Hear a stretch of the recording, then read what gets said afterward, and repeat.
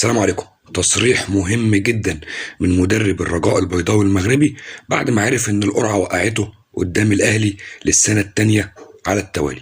طبعا النهارده القرعه كانت في القاهره الساعه 9، وقعت الاهلي المصري قدام الرجاء البيضاوي المغربي في دور ربع النهائي او دور الثمانيه من دوري ابطال افريقيا. قبل بس ما نعرف تصريح منذر الكبير مدرب الرجاء البيضاوي المغربي، اتمنى من حضرتك تشترك في القناه وتفعل زر الجرس وتشير الفيديو وتحطوا لايك جميل.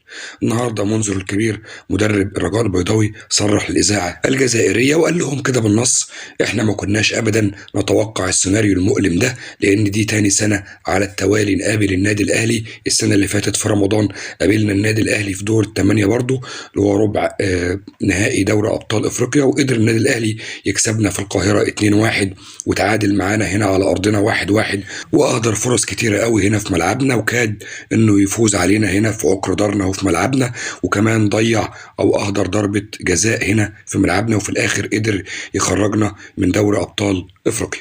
طبعا ده سيناريو مؤلم جدا لينا وما كناش نتوقعه ابدا، واي فرقه في افريقيا هيبقى السيناريو ده مؤلم ليها، وكل فرق افريقيا بتعمل حساب للنادي الاهلي، واحنا السنه دي اقوى من السنه اللي فاتت، ولكن هنجهز نفسنا علشان نعدي عقبه النادي الاهلي القوي. وقال كمان الاهلي صاحب شخصيه قويه جدا ومتمرس في البطوله دي وبيعرف يلعب المباريات دي كويس وبيعرف يكسبها. انا كنت اتمنى اقابله في النهائي، لان المباراه دي تعتبر نهائي مبكر. يا رب يكون الفيديو عجب حضراتكم. سلام.